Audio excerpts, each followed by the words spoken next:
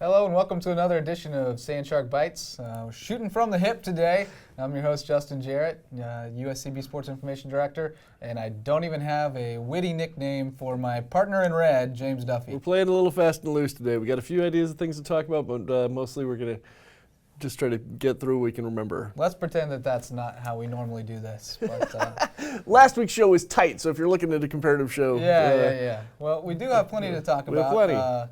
I guess we'll start it off with a little men's golf. How men's about golf, that? That's a great thing. Men's golf kicked off what's going to be a big week here at USCB with a good showing down at Lake Wales. The Weber Intercollegiate men finished tied in second. Second place. Brad Curran tied for second individually, and then a couple ties for fifth from Kirk Mitchell and Judd Milam. So really good showing. The top three coming through. The freshman Gaten Vates-Sasons with a pretty good showing. He shot even par in the first round. Just wanted to say that name, really. Yeah, that's a tricky show name. It off. And so yeah, a good showing. Danny Allen popped in my office today, said "Anyang," and that's our little inside joke from Arrested Development. And we talked it over a little bit. He's happy with the way the guys are playing, and just looking forward to keeping this thing going this fall. I'm telling you though, I'm missing the Curran's mullet a little bit. He's keeping his hair a little shorter today than. Yeah, he'll get it grown out. I think in the spring is when that thing really comes in good, when it starts really moving toward hockey playoffs. Hockey playoffs, yeah, the helmet head. Got to get the Barry Melrose mullet going for sure. He's a hockey guy, so we'll have to get him on the show one of these days. He's quite a character. And I don't know if that's too many Canadians. That's true. We do have our first Canadian guest today, I think. I don't think we've had one before. We'll have Nic O'Neill stopping by in a little bit to talk cross country. So. Thanks for that segue. Maybe we'll talk a little cross country. We've got them spread out all over the place this week. They usually travel together, but men's cross country going up to Charleston for the Citadel Invitational on Saturday. The women will be in Vermont, in the homeland of Coach Larry Kimball, as well as one of our female runners, Jamie Thomas. Bring back some real maple syrup, please. Thank you. I think we could probably arrange that. Maple sugar candy too. They just hand it out. Yeah, there, it's free. They get it at the border. You get a gallon. Yeah, they just put Alaska. jugs of growlers of it on the street corners. At least that's my perception. Comes on a hot water tap. Yeah. So they're up in Vermont. They'll be running at the at St. Michael's University, or St. Michael's College rather, the Northeast 10 preview meet on Saturday. So I know that's an exciting thing for Jamie to get to go back home and run, and maybe someday we can take Nick back to Canada for a meet. Or send him back. Deport him. Yeah. In that we have no report from the previous week of cross country. They had this past weekend off, right? Right. Yeah, they had the week off. Coach usually scheduled it so they race every other weekend. That's usually the plan anyway, and I think will be pretty much the schedule going forward from here. So nothing to report from last week. I know they've been training hard. I see all Nick's Twitter reports on their training, and they've really been working hard. And the women coming along very, very well. The men fighting a little bit of an injury bug right now. I know haven't had the full squad there and healthy very often yet. So we'll see how that comes along. But always a work in progress with cross country. Always building up toward those last couple of meets. They were out there early in the dark this morning. It was about 20 till 7 when I got here, and they were not all running on the same side of the road. That could add to some injuries when I'm driving at 6:30 in the morning. Make sure you drink your coffee before you head over, Duff. But in that, so no report from last week, but this week looks pretty promising on the cross country side. No report we'll from same kind of thing for women's golf. No report, women's golf had the week off to paint tee markers and organize for their big event Monday and Tuesday at Hampton Hall Club. That's going to be fun. I think it's going to be a lot of fun. I think the women are going to play exceptionally well. Alexis Bennett is taking it very seriously, hosting an event. I think about 18 man-hours went into the tee markers. So I saw pictures of the tee markers on Facebook. So if you make your way out there, you should certainly make a comment about how wonderful those tee markers look, because Coach would love to hear it. How many teams are coming for that? You would ask me that. I'm not sure. I want to say maybe 10. Yeah, I was going to say more than 5, less than 20. Stab in the dark, 10. You can check out, get some more information on that on the website coming up later this week, though. I'll get up with Coach and get a nice preview up there. Get the stage set. I'd so rather have that, some sage stat, but So yeah, sage stat. sage stat. Leave the sage. Stat. Let it stand unchanged. Journalism joke. Yay! Soccer. Soccer Big games coming up. Also but had a weekend off, or most of the week off. They played on Saturday. Yep. Played exceptionally well. The 1-0 result lied about how the game was played, which has happened, more often than you'd like this year. There's been a lot of bad luck, and Coach joked about bad karma. He said, "Whatever you're doing off the field, stop doing it. Let's stop bringing this bad karma on us." Just joking around with his team, but really, from my understanding, controlled the match from the outset, kept pressure on, dominated in every element except the score. Just couldn't find the back of the net. Had a few unlucky breaks.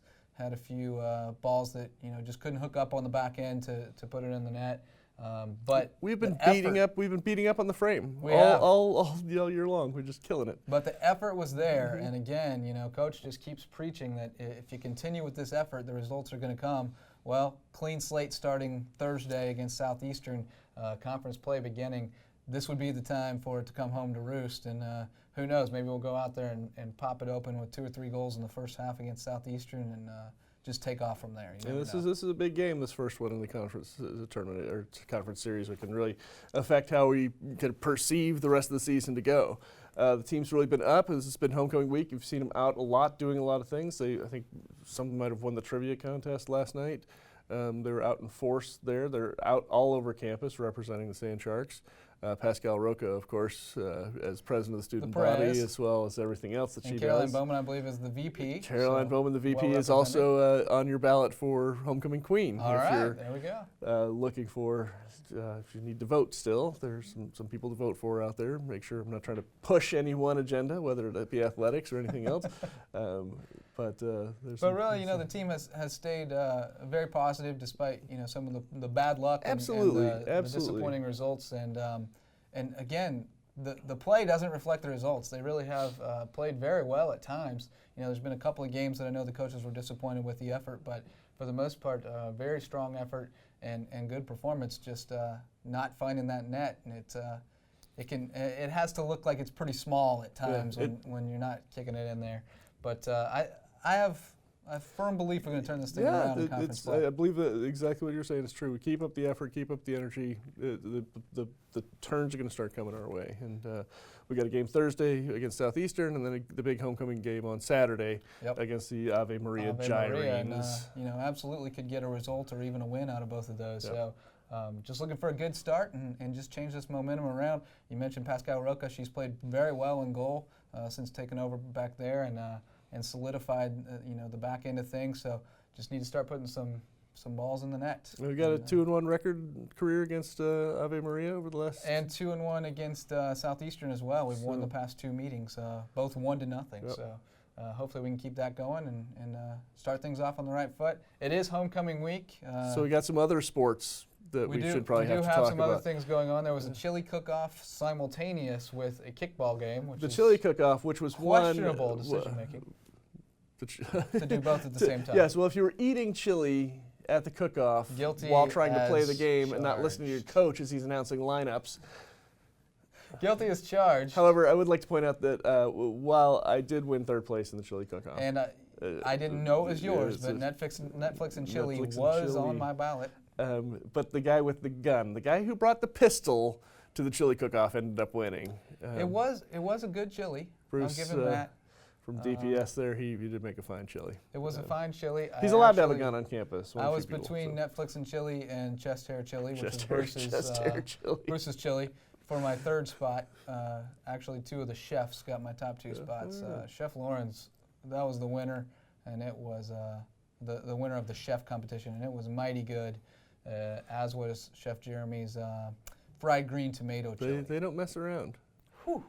But the results from the kickball game, we as faculty and staff may not have scored as many runs as the student has. I did score only runs, so I hope that gets me off the hook somewhat for my chili. But in the long run, there are some possible rule violations by the student players. We're going to send a letter through our Title IX advisor and off to the head office. We should hear some results in 4 to 6 weeks. Yeah, I'd like to hear from the rule interpretation on the catcher playing in front of the plate. Yeah, committee's got to make some meetings on that. We may not hear about it till next fall. I think we're still batting in the 5th inning. We're not engraving the trophy as yet.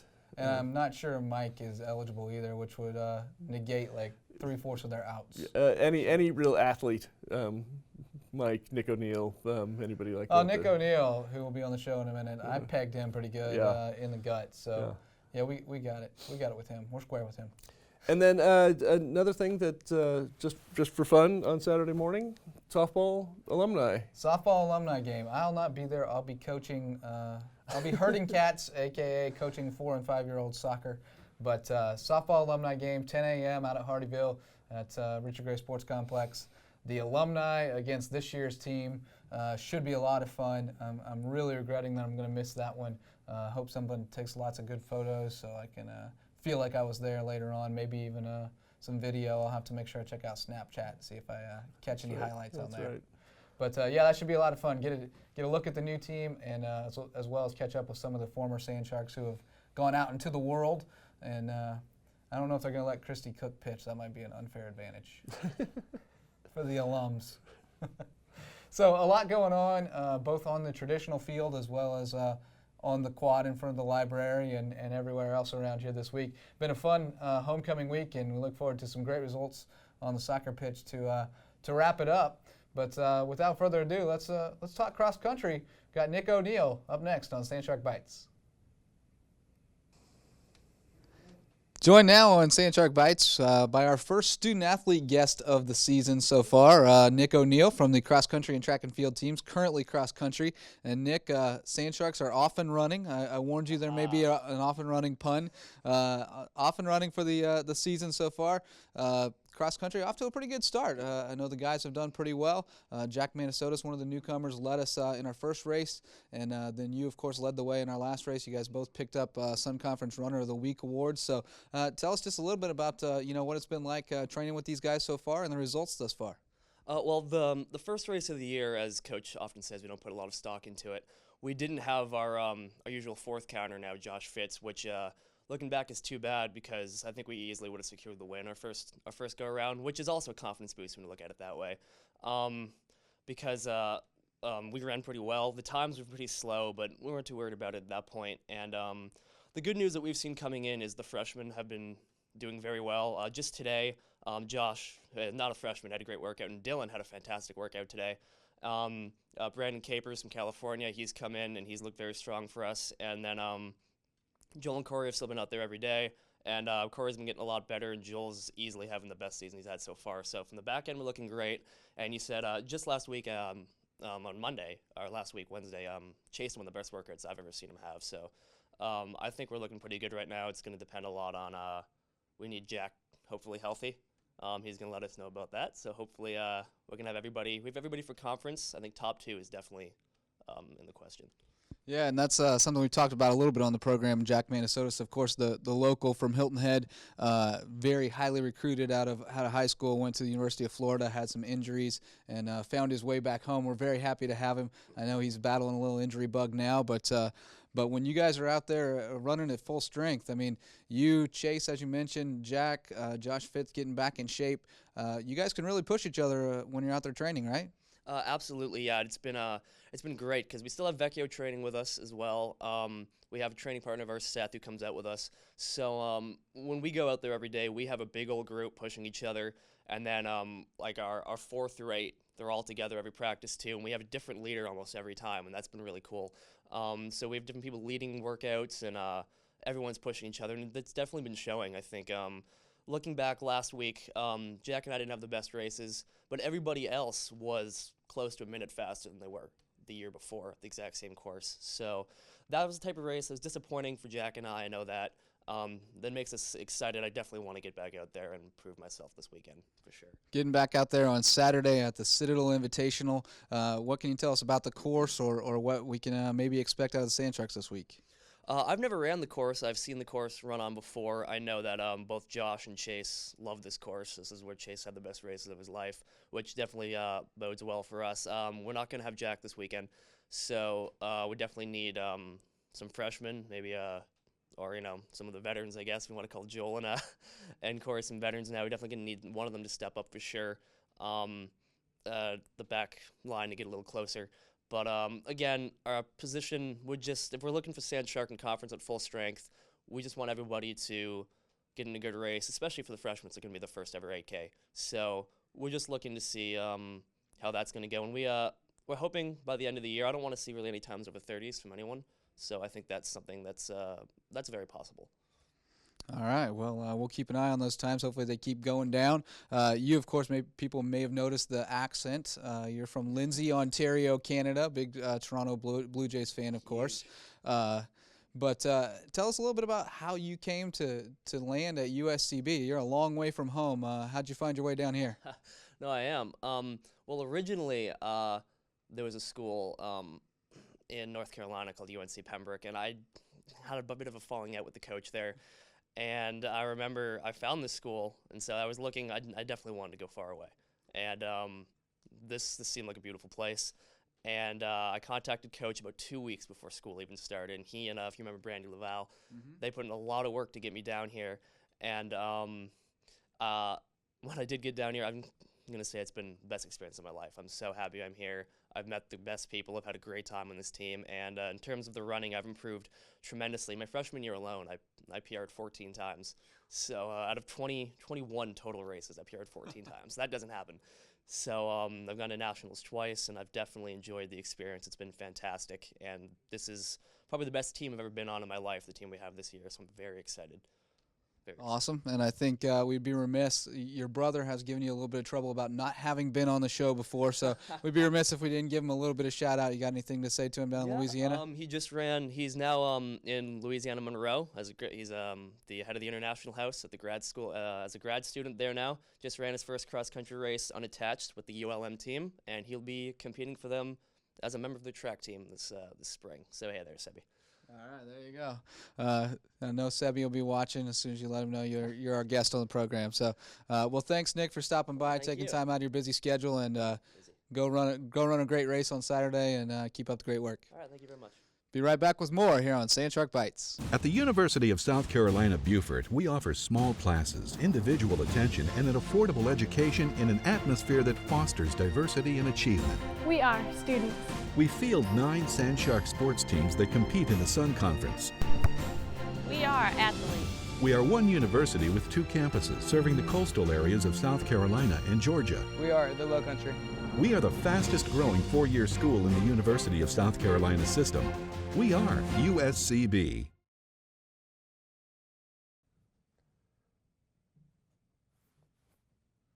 Oh, Canada. Oh, That was very nice of you to wear the red jacket to honor our Canadian guest today. And we also talked about Pascal Roca, another Ontario native, and I have a hunch we're going to talk about one more. It's time to hand out the Athlete of the Week, the Sand Shark Bites official Athlete of the Week honor, and we're going to the men's golf team this week. Going to Brad Curran, another Canadian, Nova Scotia native. This one, and we've got a couple of those on the men's golf team now. Brad's been with us for a while. He's a senior and had a great tournament down at Lake Wales. 75 in the first round, but he came back with 6 under par 66 and finished up with a 1 under in the final round to finish at 4 under for the tournament, tied for second, and hopefully kickstart a great senior year for him. Really enjoy Brad. He's a great kid. Very appreciative of the opportunity he's had here at USCB, and going to go out in the world and make us proud, I know, no matter what he's doing. But proud of him this week for his golf game, and so congratulations to Brad. We're going to get you on the show one of these days. Come on and talk a little Sand Shark golf. Last reminder, be the donor, be the match. Be the match Thursday, 10 to 2? 10 to 2. 10 to 2 in front of the campus center. Go get your cheeks swabbed, become a bone marrow registry donor. And if you're a student, come out to the soccer game at 4 o'clock on Thursday. Free pizza for the first 100 students in attendance. Come and get a slice, cheer on the Sand Sharks, get that first W of the season. Amen, brother. Anything else to add, Mr. Duffy? You know what it is. It's time to say goodbye. We'll be back here again next week. Same bat time, same bat channel, same shark time, same shark channel, I guess. And until then, keep those fins up.